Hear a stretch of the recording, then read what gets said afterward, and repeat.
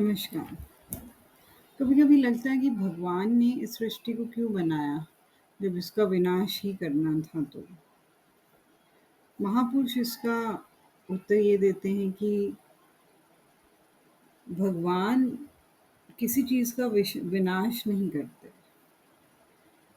जैसे हम अगर नदी किनारे, समुद्र किनारे जाएँ तो अक्सर देखा होगा कि मिट्टी से कुछ बनाया जाता है, घर या कुछ भी, और फिर वो तोड़ा भी जाता है।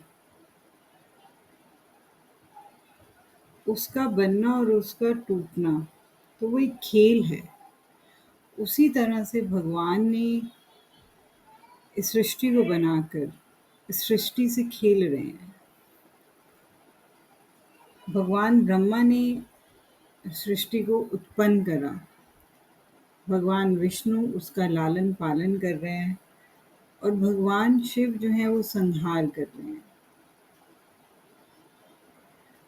हम ये बात बिल्कुल भूले बैठे हैं कि हम उस परमात्मा के अंश हैं। हम में कुछ कमियाँ, हम में कुछ त्रुटियाँ, हम में कुछ सुधार की ज़रूरत है, इसलिए हमने इस धरती पर जन्म लिया। सिर्फ़ मनुष्य के पास ही ये अधिकार है कि वो कर्म कर सकता है। बाकी किसी योनि के अंदर अधिकार नहीं है कि वो एक कर्म करे।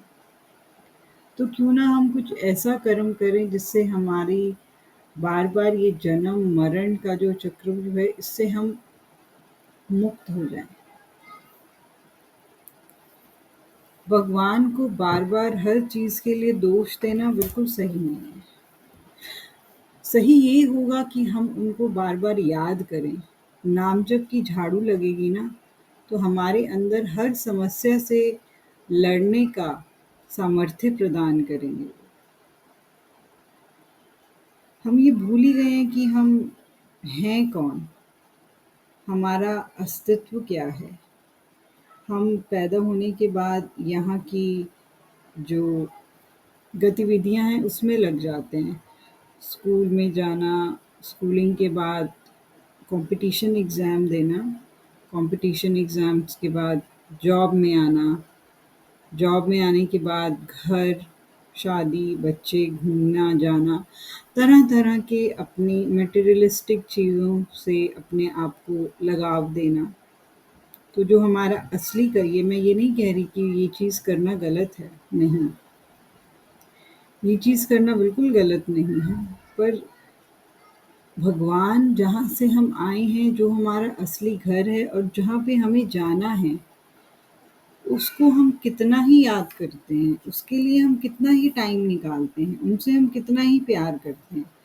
इसका आंसर तो हमारे पास 1 या 2 शब्दों में ही आ जाएगा। बहुत सारे लोग ऐसे हैं, बहुत लोगों का जन्म हो रहा है, बहुत लोगों की मृत्यु हो रही है। बहुत लोग जो हैं वो इस दुनिया में आकर दुनिया की गतिविधियों से बहुत खुश हैं। बहुत लोग ऐसे हैं जो कि खुश नहीं हैं। तो ये माया का भगवान एक माया है जो ये खेल खेला जा रहा है। हमें बार-बार मृत्यु, हमें बार-बार जन्म ना लेना पड़े, हम यहाँ की अहंकार, लोभ, मोह, ईर्ष्या, द्वेष, क्रोध, इन सब से बचें। ये हमारे अंदर बैठी हुई गंदगी है जो हमारा अच्छे से हमारा उद्धार नहीं होने दे रही हैं। किसी दूसरे के ऊपर दोषारोपण करना आजकल बहुत आम बात और आसान चीज़ हो गई है। अच्छा तो तब हो जब हम अपने अंदर झाँक के देखें कि हमारे अंदर क्या कमी है।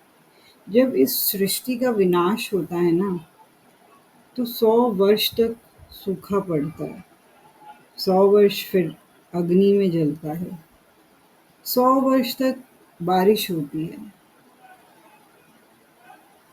तो हम अपने आप को विनाश की तरफ ना लेकर जाएँ, अपने आप को पहचानें, हमारी मूल प्रकृति क्या है, हम कहाँ से आए हैं, हमें कहाँ जाना है। हमारा यहाँ आने का मेन उद्देश्य क्या है?